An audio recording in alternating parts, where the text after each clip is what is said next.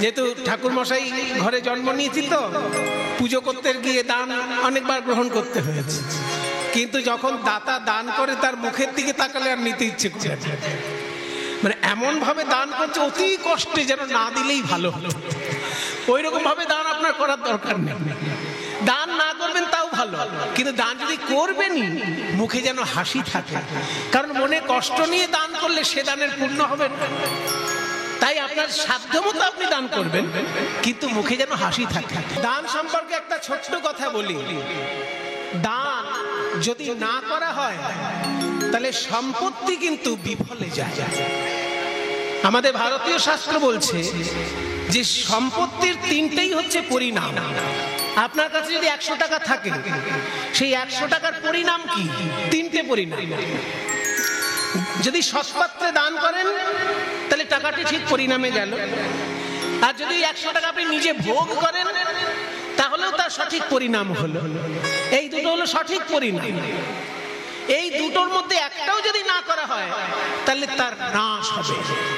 সে টাকাটা আপনারও কাজে লাগলো না, আর আপনার অনুগত যে তারও কাজে লাগলো না, এটা কিন্তু আপনার বৃথা গেল টাকাটা।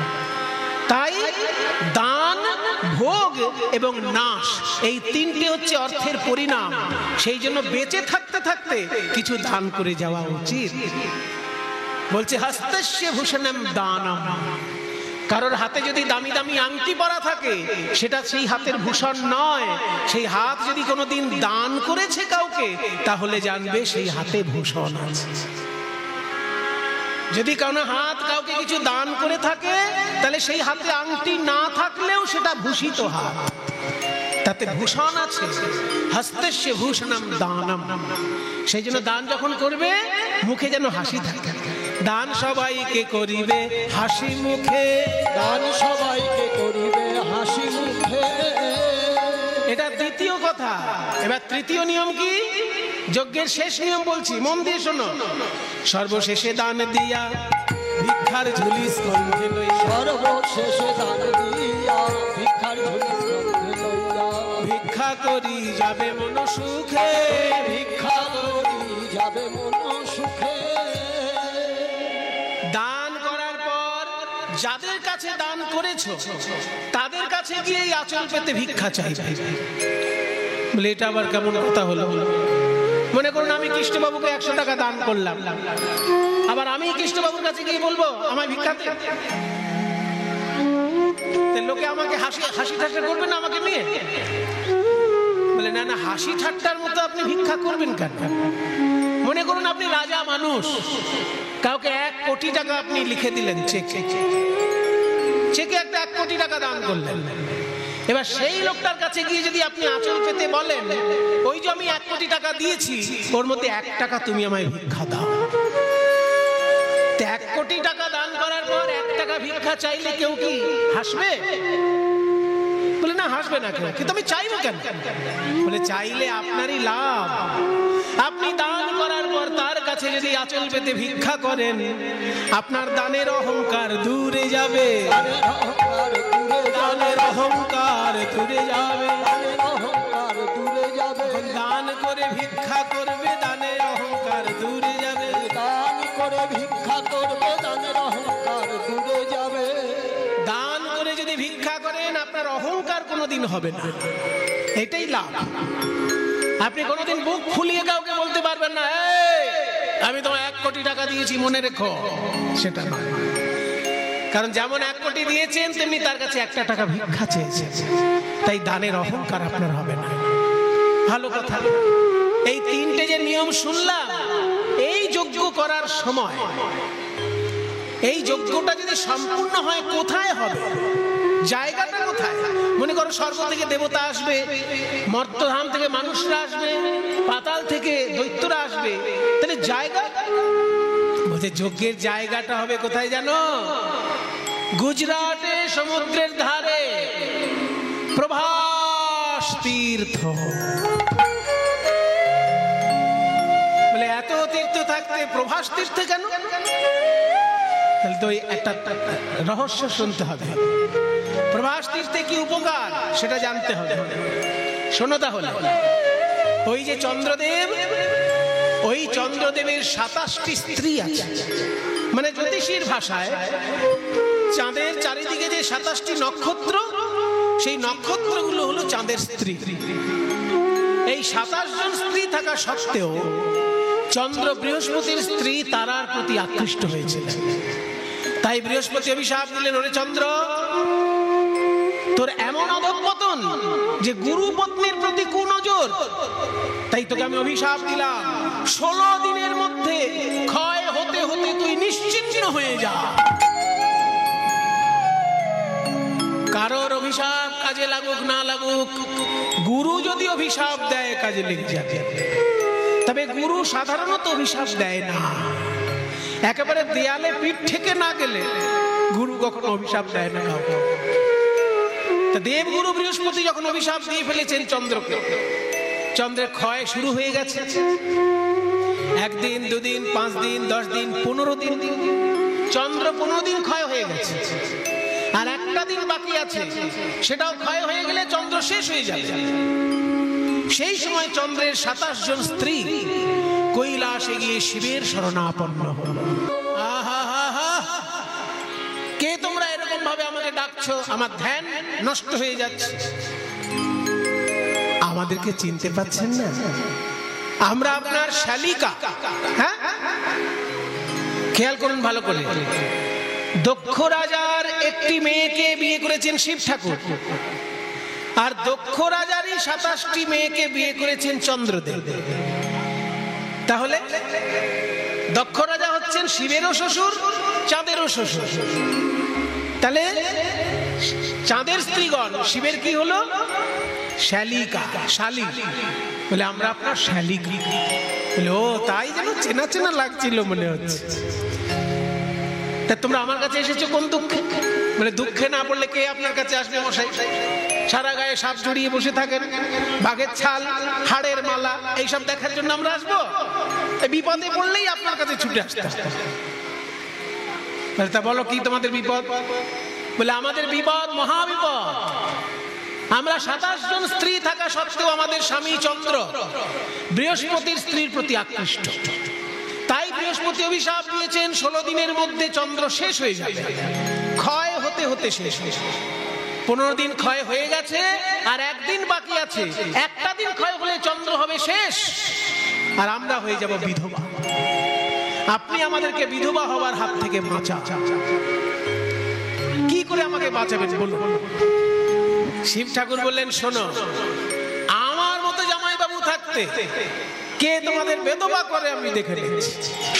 হ্যাঁ শোনো, এক কথা শোনো, ওই যে 1 খণ্ড চন্দ্র, ওই 1 টুকরো চন্দ্রকে আমার জটার মধ্যে এনে রেখে দাও, আমার জটায় লুকিয়ে রাখো। এখানে কারোর অভিশাপ কাজ করবে না। ওই ঘড়িতে যদি জল না ঢোকে তাকে বলে ওয়াটার প্রুফ ঘড়ি। ওয়াটার প্রুফ মানে জল ঢুকবে না। তেমনি আমার এই জটাটা হচ্ছে অভিশাপ প্রুফ। এই জটার মধ্যে কারোর অভিশাপ ঢুকবে না। ওই 1 খণ্ড চন্দ্রকে এইখানে এনে রাখো। তখন 1 খণ্ড চন্দ্রকে শিবের মাথায় দেওয়া হলো বলে শিবের নাম চন্দ্রশেখর, যার যে চন্দ্রমৌলি, মৌলি মানে মাথা, মাথায় চাঁদ আছে বলে চন্দ্রমৌলি, শিব ঠাকুরের নাম। এবার চাঁদ রয়েছে শিবের জটার মধ্যে লুকানো, আকাশে অন্ধকার, আর তো আকাশে আলো নেই। এবার বৃহস্পতি যখন রাতের বেলা হোঁচট খাচ্ছে, চাঁদের আলো তো নেই, আর তখন তার মনে দুঃখ হচ্ছে যে চাঁদকে একটু গুরুতর অভিশাপ দেওয়া হয়ে গেছে। অন্তত বলে দিতে হতো যে ক্ষয়ের রোগটা দূর হবে কি করে। অভিশাপটা দেওয়ার পর তো আর বলা হয়নি। অভিশাপ সেই দিতে পারে যে অভিশাপ দূরও করতে পারে। অভিশাপটা দূর হবার উপায় যে বলতে পারবে তারই অভিশাপ দেওয়া উচিত। তা নাহলে আমি শুধু অভিশাপই দিতে জানি আর অভিশাপ থেকে বাঁচাতে জানি না, আমার অধিকার নেই অভিশাপ দেবার। আমি অভিশাপ তখনই দিতে পারবো যখন আমি অভিশাপ থেকে বাঁচাতেও পারবো, তবে তো অভিশাপ দেবার যোগ্যতা থাকে। আমি ওকে বলে দিতে পারতাম যে প্রভাস তীর্থে স্নান করলে পরে ক্ষয় রোগ দূর হয়। এটা তো আমার বলে দেওয়া হয়নি ওকে। কিন্তু বলে দেওয়া না হলে কি হবে, আড়াল থেকে শুনে নিয়েছেন চাঁদের স্ত্রীগণ। তারা শুনে নিলেন যে যদি প্রভাস তীর্থে স্নান করা যায় মানে সোম তীর্থে যদি স্নান করা যায়। সোম তীর্থ কোথায়? ভারতবর্ষে 12টি জায়গায় শিব ঠাকুরের অপ্রাকৃত প্রকাশ ঘটেছে। সেই 12টি জায়গায় বলা হয় জ্যোতির্লিঙ্গ পীঠ, যেখানে অপ্রাকৃত ভাবে শিব ঠাকুর প্রকাশিত হয়েছেন, স্বয়ং প্রকাশিত শিব। ভারতের 12টি জায়গায়, তার মধ্যে সোমনাথ মন্দির হচ্ছে গুজরাট সমুদ্রের ধারে। ওই জায়গাটাকেই বলে সোম তীর্থ। তো ওখানে গিয়ে যদি কেউ স্নান করে তার ক্ষয় রোগ দূর হয়। এইটা যখনই বলে দিলেন, চাঁদের স্ত্রীগণ শুনতে পেয়ে ওই শিবের জটা থেকে চাঁদের খণ্ডকে এনে সোম তীর্থে স্নান করালেন। যেই না সোম তীর্থে স্নান করানো, অমনি চাঁদের ক্ষয় রোগ দূর হয়ে গিয়ে চাঁদ পরিপূর্ণ রূপে প্রকাশিত হলেন। তাই নারদ মুনি বলছে, শোনো কৃষ্ণচন্দ্র, ওই সোম তীর্থে যেমন চাঁদ স্নান করার ফলে তার হারানো জ্যোতি ফিরে পেল, ওই জন্য তীর্থটার নতুন নাম হলো প্রভা যুক্ত আশা প্রভাস তীর্থ। হারানো প্রভাকে ফিরে পেল, তাই প্রভাস তীর্থ। এই প্রভাস তীর্থে গিয়ে যদি তুমি যজ্ঞ করো, তোমার জীবনের ত্রুটি বিচ্যুতি সব দূর হয়ে গিয়ে তুমি পরিপূর্ণ রূপ ধারণ করবে। নারদের কথা শুনি কহে দেবী চিন্তামণি, নারদের কথা শুনি কহে দেব চিন্তামণি, নিমন্ত্রণের ভার কে বলবে, নিমন্ত্রণের ভার কে বলবে। বুঝলাম প্রভাস তীর্থে গিয়ে আমায় যজ্ঞ করতে হবে, কিন্তু নিমন্ত্রণ কে করব? নারদ মুনি আপনি? তাহলে চিঠি আপনাকে দিয়ে দেবো। তা শুনি মোহন কয় কিবা চিন্তা দয়াময়, তা শুনি মোহন কয় কিবা চিন্তা দয়াময়, ওই দেবর শিরে ভার দেহ এবে, ওই দেবর শিরে ভার দেহ এবে। নিমন্ত্রণ পত্র কে লিখবে? দাদা বলরামকে বলছে, দাদা আমি চিঠি লিখতে বসে বারবার কেটে দিচ্ছি, কারণ চিঠি লিখতে গিয়ে সবাইকে চিঠি লিখবো, কিন্তু বাবা মাকে কি করে লিখবো? প্রথম চিঠিটা কাকে লিখতে হয়? যে কোনো যজ্ঞের চিঠি আগে চিঠিটা লিখতে হয় শিব ঠাকুরের নামে। ওম নমঃ শিবায় বলে একটা বেলপাতা লিখে সেটা শিব ঠাকুরকে নিবেদন করতে হয়, এটা যজ্ঞের নিমন্ত্রণ।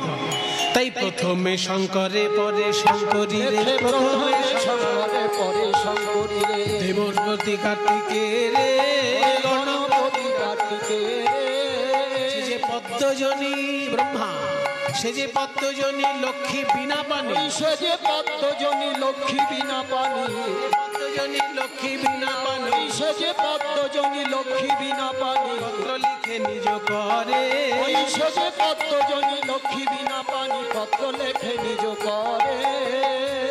দেবতাদের নামে নামে চিঠি লিখছেন, রাজাদের নামে নামে চিঠি লিখছেন, পাতালে দৈত্যকুল এবং নাগকুল তাদের নামে নামে চিঠি লিখছেন, আর দাদা বলরাম সব সংশোধন করে দিচ্ছে।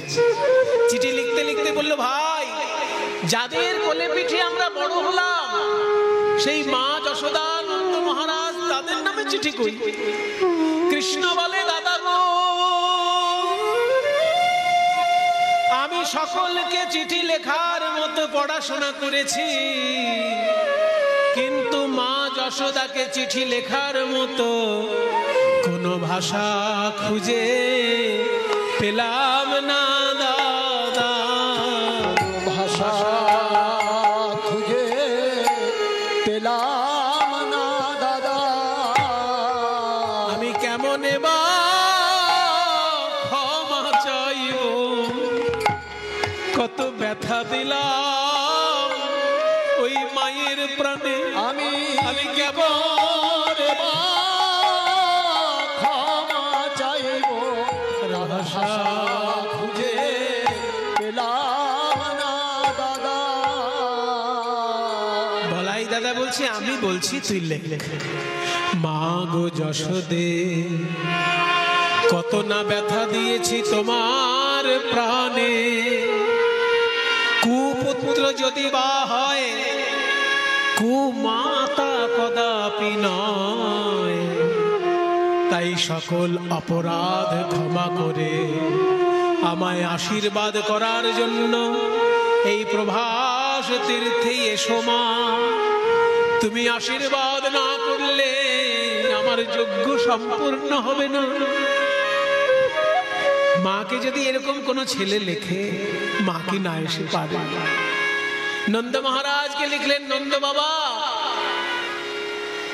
আপনাকে আর কি বলবো, ছোটবেলা থেকে বৃন্দাবনের মাঠে মাঠে আমি শুধু দুষ্টুমি করেছি, ছোট ছেলে হয়ে বড় বড় অসুরকে মেরেছি, কিন্তু যজ্ঞ আমি কোনোদিন করাইনি।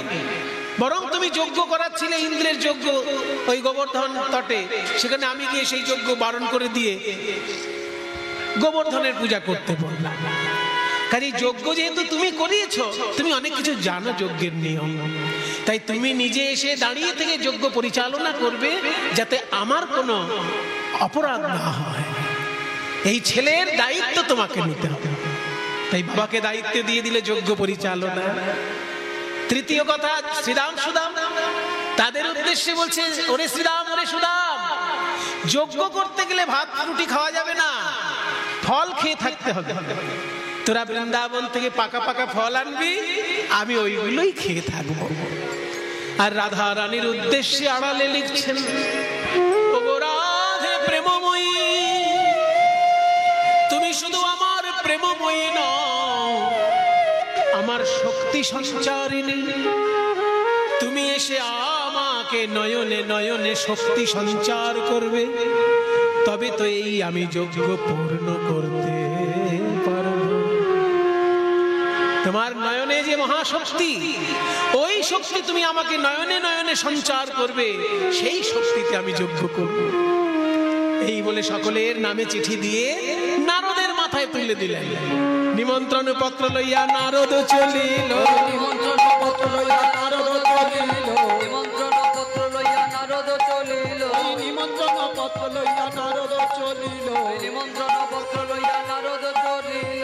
কৈলাস ধামে আসি উপনীত হলো। কৈলাস ধামে আসি উপনীত হলো, কৈলাস কৈলাস এই, কৈলাস ধামে আসি উপনীত হলো। পাহাড় পর্বত তো পাহাড়ে হাঁপিয়ে গেছে কৈলাস। আয় বাবা নারদ, পত্র হেরি ভোলানাথের আনন্দিত মন, পত্র হেরি ভোলানাথের আনন্দিত মন, বম বম বলি ভোলা করয় নর্তন, বম বম বলি ভোলা করয় নর্তন, বম বম বলি ভোলা করয় নর্তন। আনন্দ ধরে না, আনন্দ ধরে না, পত্র হেরি ভোলানাথের আনন্দ ধরে না, ওই পত্র হেরি ভোলানাথের আনন্দ ধরে না। বম বম বলি ভোলা করয় নর্তন, বম বম বলি ভোলা করয় নর্তন। মনের আনন্দে শিব ঠাকুর নাচছেন। কিরে তুই এখানে কি করতে এসেছিস? বাবা মহারাজ মহাদেব, শোনো মামা, তুমি শুধু এই কৈলাসে বসে ধ্যানই করে যাও, পৃথিবীতে কি হলো কোনো খবর রাখলে না। কি বলছে শুনলেন? বলছে আমি কেন নেবো, সব অফিসার ফিট করা আছে। মানে নারদ মুনিও ওনার একজন অফিসার। শোনো মামা, আমি নতুন খবর এনেছি। শ্রীকৃষ্ণচন্দ্র দ্বারকার প্রভাস তীর্থে দান ব্রত যজ্ঞ করতে চলেছে, আর সেই যজ্ঞে প্রথম চিঠি তোমার নামে।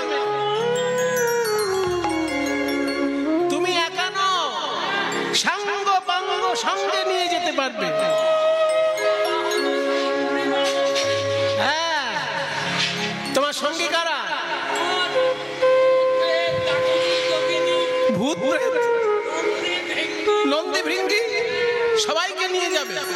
পত্র হেরি ভোলানাথের আনন্দিত মন, পত্র হেরি ভোলানাথের আনন্দিত মন, পত্র হেরি ভোলানাথের আনন্দিত মন, বম বম বলি ভোলা করয় নর্তন।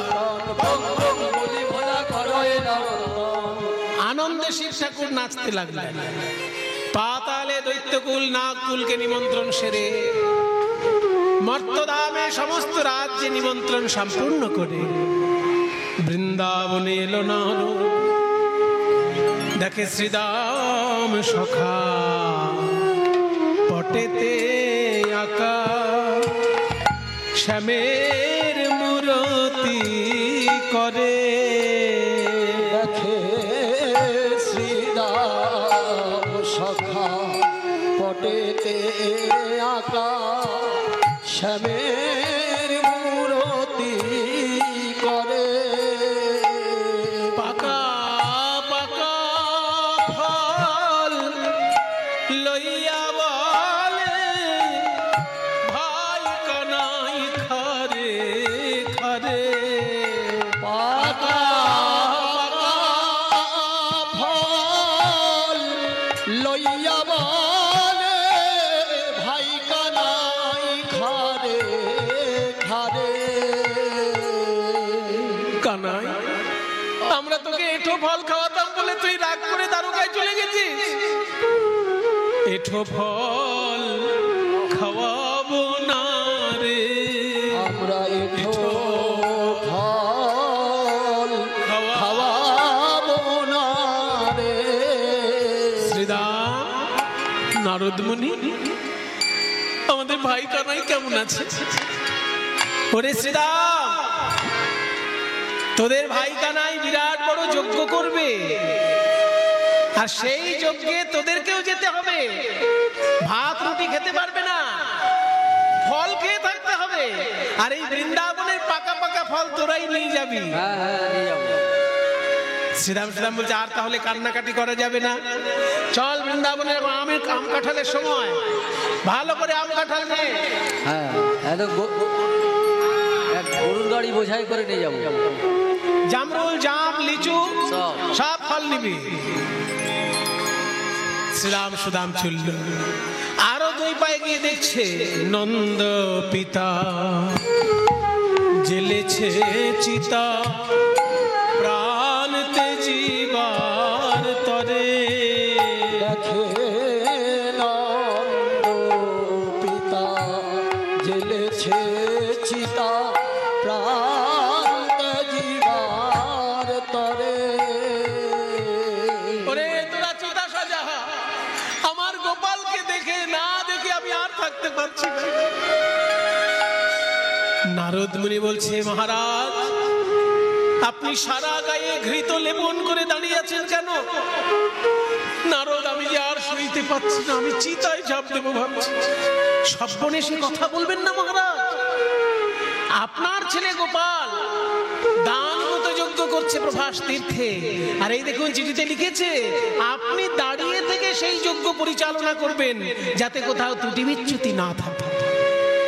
ও মা, তাই? তাহলে তোমার বিরাট বড় দায়িত্ব। এই, আমাকে তোরা রাজ সাজে সাজিয়ে দে, আমি রাজার বাবা হয়ে যাব। ওদিকে নন্দ মহারাজের দৃশ্য দেখে আরো দুপায়ে গিয়ে দেখছে মা নন্দ রানী করে নমনি ফিরে দারে দারে। ওরে গোপাল আমার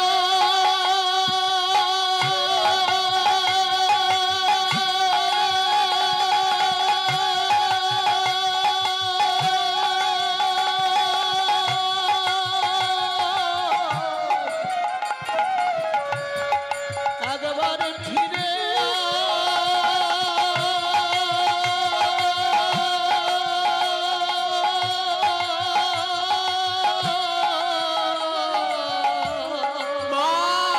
মাতা নন্দ রানী করে নমনি ফিরে দারে দারে।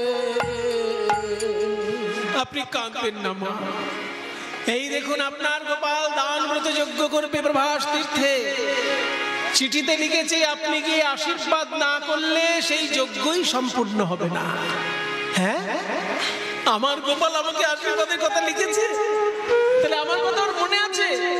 ও তো জানে না ছোট ছেলে, আশীর্বাদ কি খালি হাতে করা যায়? আমি সারা রাত্রির জেগে ছানা মাখন বানাবো, ওর মুখে ছানা মাখন তুলে দেবো, তবে তো আশীর্বাদ করবো। মা যশোদা শুরু করলেন ছানা মাখন তৈরি করা। ওদিকে রাধারানী নিজ কুঞ্জদ্বারে শয়ন করে আছেন, পদ্ম ফুলের পাপড়ি দিয়ে বিছানা করে সেই কোমল শয্যায় রাধারানী শয়ন করেছেন, তবুও বিরহের অগ্নিতে শ্রী অঙ্গ দগ্ধীভূত পদ্ম ফুলের পাপড়ির বিছানা করে রাধারানী শুয়ে আছে।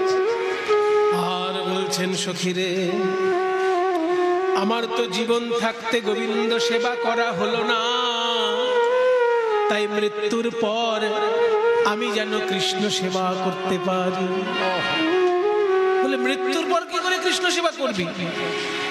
মুনি ঋষিগণ বলেছেন, আমাদের শরীরের পঞ্চতত্ত্ব মৃত্যুর পরে পঞ্চতত্ত্বে বিলীন হয়ে যায়। ক্ষিতি, অপ, তেজ, মরুত, বোম। ক্ষিতি মানে মাটি, অপ মানে জল, তেজ মানে জ্যোতি বা তাপ, মরুত মানে বাতাস, আর বোম মানে আকাশ। অর্থাৎ শরীরের ভিতর ফাঁকা জায়গাগুলো আকাশের অংশ। এই পঞ্চতত্ত্ব যখন পঞ্চতত্ত্বে মিশে যাবে, তারা যেন এক এক করে সবাই গোবিন্দের সেবা করে। এই গানটি আসলে একটি সংস্কৃত শ্লোকের অনুবাদ। শ্লোকটি লিখেছেন শ্রীপাদ রূপ গোস্বামী। পঞ্চত্বং তনুরেতু ভূত নিবাহ স্বাংশী বিশন্তি স্ফুটং ধাতারং প্রণিপন্ত হন্ত শিরসা তত্রাপি याचे वरम। আমি বিধাতার চরণ ধরে প্রার্থনা করি, বলি, হে বিধাতা, আমার শরীরের পঞ্চতত্ত্ব যখন পঞ্চতত্ত্বে বিলীন হবে, তাদের মধ্যে প্রথম তত্ত্ব ক্ষিতি মানে মাটি, আমার শরীরের মাটি অংশ যেন গোবিন্দের সেবা করে। কিভাবে না, যে পথে গোবিন্দ হেঁটে হেঁটে যাবে, আমার শরীরের মাটি যেন সেই পথের চরণ ধুলা হয়ে থাকে। যাহা পহু অরুণ চরণে চলি যাত,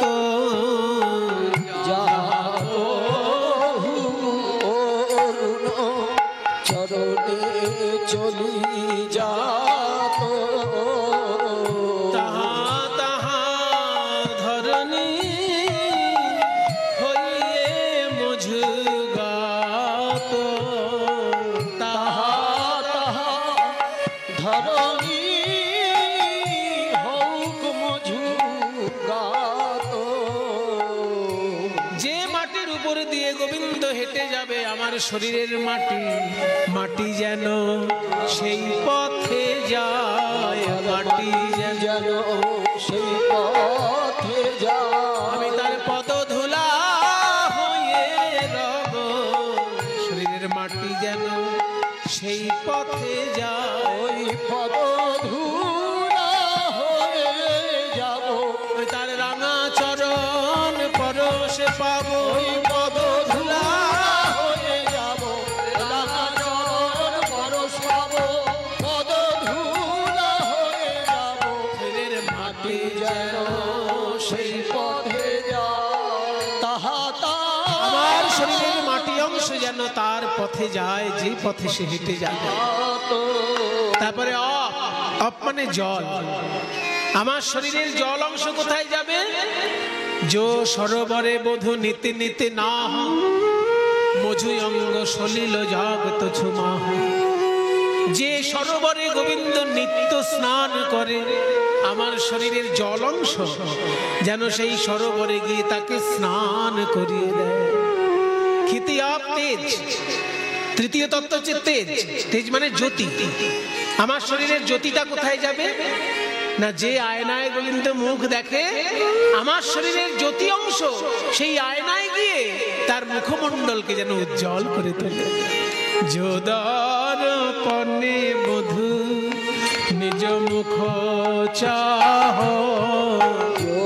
দর্পণে বধূ নিজ মুখ চাহ, মঝু অঙ্গ জ্যোতি জাত ছুমা, মধু অঙ্গ জ্যোতি জাত ছুমাহ।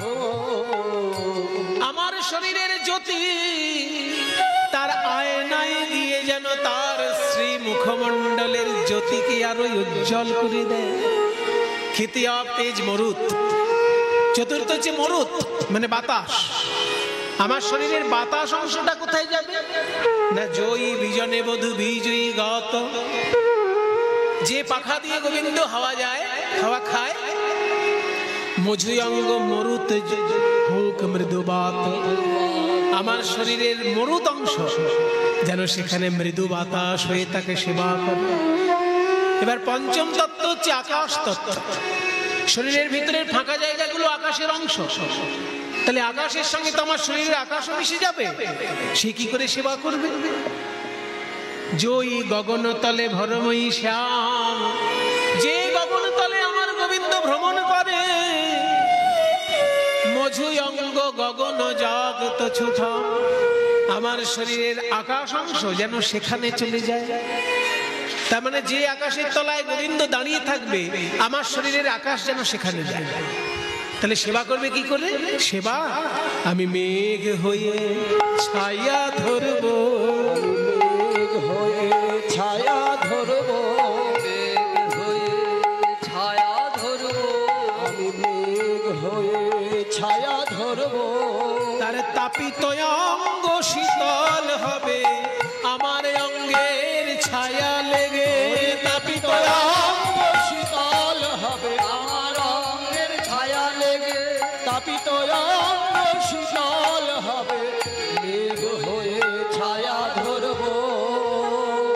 এই যে পঞ্চতত্ত্বের সেবার একটি সুন্দর পদ যিনি লিখেছেন, তার উদ্দেশ্যে সবাই একবার প্রণাম করুন, কারণ আমরা তাদেরকে এর বেশি কিছু দিতে পারবো না।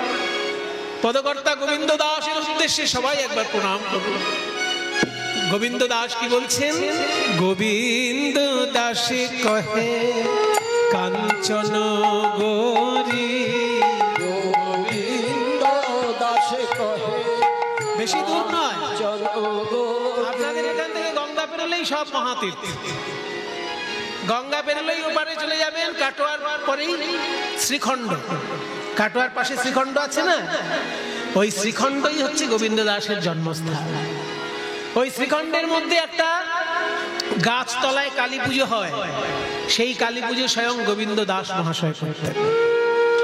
গোবিন্দ দাসের আরাধিত সেই কালী পুজো এখনো শ্রীখণ্ডের মাটিতে হচ্ছে। কাজে এত সুন্দর, আমাদের যুগে যেমন রবীন্দ্রনাথ শ্রেষ্ঠ কবি, তেমনি মধ্যযুগের পদাবলী সাহিত্যে গোবিন্দ দাস হচ্ছেন সর্বশ্রেষ্ঠ পদকর্তা। তার জন্মস্থানেই পাশেই শ্রীখণ্ড, গিয়ে একবার প্রণাম করে আসবে। গোবিন্দ দাসে কহে কাঞ্চন গৌরী, গোবিন্দ দাসে কহে কাঞ্চন গৌরী। সোমর কত তনু তোহে কিয়ে ছোড়ি, সোমর কত তনু তোহে গিয়ে ছোড়ি। ভাগ্যবান পদকর্তা গোবিন্দ দাস বলছেন, রাধে তুমি যদি এক টুকরো সোনা হও, তাহলে আমার গোবিন্দ হলো এক টুকরো নীলা পাথর। এক টুকরো সোনা আর এক টুকরো নীলা পাশাপাশি যদি থাকে, উভয়েই উভয়কে অলঙ্কৃত করে। সোনার ছটা নীলায় গিয়ে পড়ে, আবার নীলার ছটা সোনায় গিয়ে পড়ে। তুমি হলে সোনার টুকরো আর গোবিন্দ হলো নীলার টুকরো, দুজন দুজনকে ছাড়া থাকতেই পারবে না। তুমি বাইরে কেন খুঁজছো? একবার খুঁজে দেখো হৃদয় মাঝে, খুঁজে দেখো হৃদয় মাঝে কালো কৃষ্ণ লুকায়ে আছে, সে তো তোমা বিনা রইতে না রে। কালো কৃষ্ণ লুকায়ে আছে, বিনা রইতে না রে। কালো কৃষ্ণ লুকায়ে আছে, খুঁজে দেখো হৃদয় মাঝে সোমর কত তনু তোহে গিয়ে ছোড়ি। নারদ মুনি এসে বলছে, রাধে তুমি মরে যাবার পর কৃষ্ণ সেবা করার কথা ভাবছো? ওসব দুশ্চিন্তা দূর করো। এই দেখো আমি যজ্ঞের ব্যবস্থা করে এসেছি, কৃষ্ণ করবেন যজ্ঞ আর তুমি করবে শক্তি সঞ্চার। তুমি নয়নে নয়নে শক্তি সঞ্চার করবে কৃষ্ণকে। এই দেখো তার নিজের হাতে লেখা চিঠি।